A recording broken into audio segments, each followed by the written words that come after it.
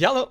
So I'm currently in the midst of playing Final Fantasy 16. I'm a huge RPG fan, and since Final Fantasy 16 got announced and released, I knew that I had to play it immediately. It's a gorgeous game, very addicting gameplay, and I kind of want to go further into it, but there's not enough time. So one thing that I want to focus on specifically, and something that stood out to me so far the most, are side quests. I kind of want to take a couple of minutes and talk about that, because I think that's something that people should always consider when it comes to side quests. Now, side quests usually in RPGs are not very exciting. Most of the time, side quests are very boring, very tedious, and they don't really fulfill the player. So that's the reason why most people sometimes skip it. Side quests are most of the times delivery quests. Most of the times it's just go there, kill a couple of monsters, and come back. And now and then you have a chance to maybe even kill a boss. Final Fantasy 16 doesn't do anything different. It's not shy of having a couple of side quests as well, and most of the side quests are still the same. You deliver a couple of planks, there were side quests where you had to deliver food,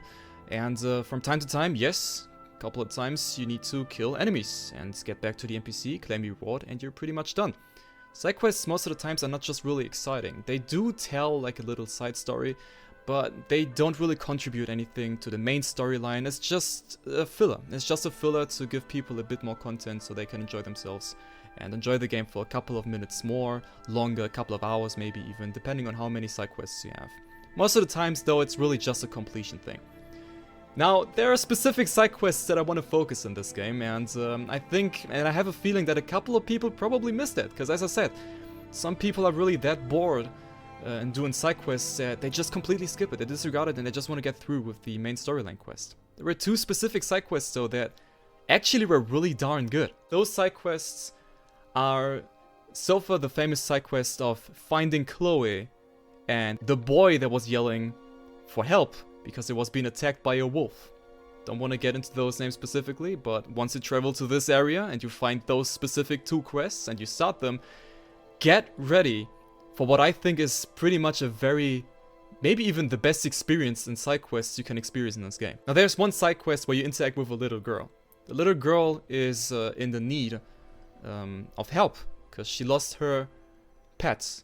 The pet is named Chloe, and she just gives you a couple of hints and helps you in a way that she tells you that Chloe got lost in the fields, because that's where Chloe usually goes. She gives you a brief description of her pet, and you know, same old side quest, you go ahead, go to point B and try to find the quest. It's pretty straightforward, it's not really long. The point is pretty much next to it. Once you get there, there is something that happens which I think really kicks you in the balls. Now before we get into the final reveal of what this quest is all about, we need to understand one little thing regarding the universe of Final Fantasy 16. In the world of Final Fantasy 16, people can wield magic. We have people that wield magic using the power of the Mother Crystal and cannot cast magic naturally. Those are just considered normal people, everyday people that can wield magic, but only through the power of crystals. And then we have people that are considered bearers. Bearers are people that are born with the power of magic. Now, what you need to understand with bearers is that bearers are being looked down upon on. Bearers are basically worth nothing. For whatever reason that we don't know yet, bearers are considered the scum of earth and are treated as slaves. Once somebody is being recognized as a bearer, people immediately degrade you into something that is even worse than an animal almost. They treat you like dirt. And the game makes this message pretty clear. Every time when you interact with an NPC and you get called out as a bearer, they treat you pretty harshly, and it's literally your life is not worth at all.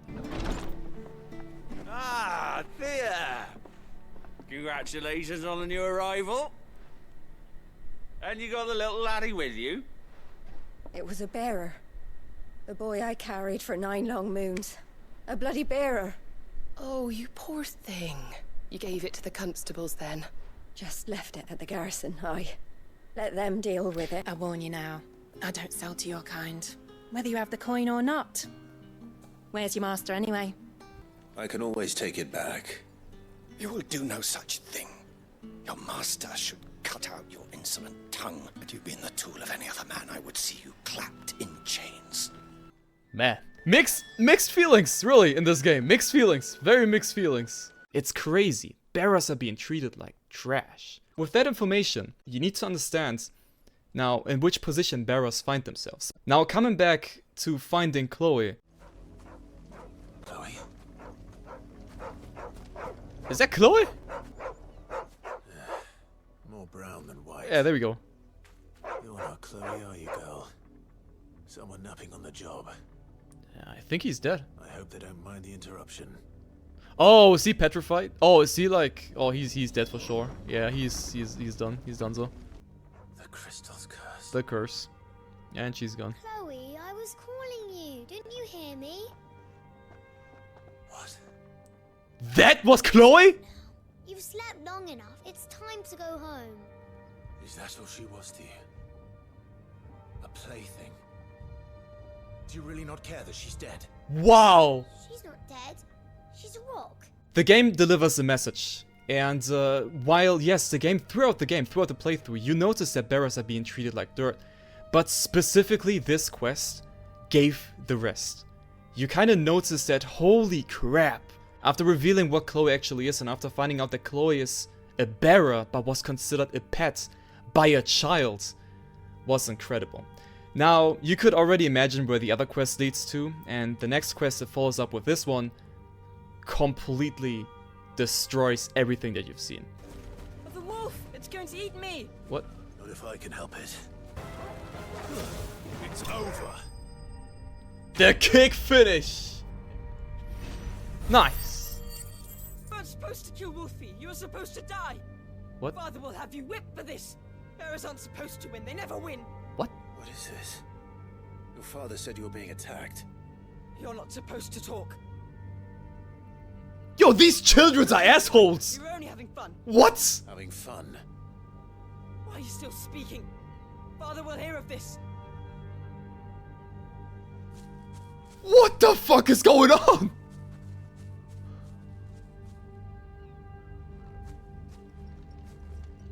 Wow! Wolf's work, no doubt. But it's not the wolf that's to blame. Yeah. You saw right. There was another kid behaving like that. Another kid treating bearers worse than even objects. It's incredible and almost borderline sickening. It's incredible. So why am I focusing on these two specific quests? I think it's very important to understand that side quests usually, while yes, most of the times they're very boring, those specific quests were incredible in terms of world building. Normally side quests don't really contribute anything to the main storyline. They don't contribute to like general universe building. Yes, sometimes they do dump a bunch of lore on you and it kind of gives you more insight about certain characters and certain races even. But those two quests were perfect. There is another Final Fantasy streamer that is very dedicated to like the complete Final Fantasy and RPG genre that exactly stated the following message.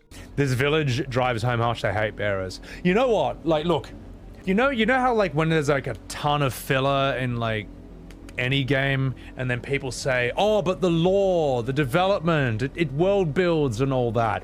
You know what? These are proving you wrong so hard. This builds the world. This builds the lore, and it does so in like 5 lines of dialogue. It does so in just like very short but very well set up scenes. This is how you do lore. This is how you build the world through storytelling.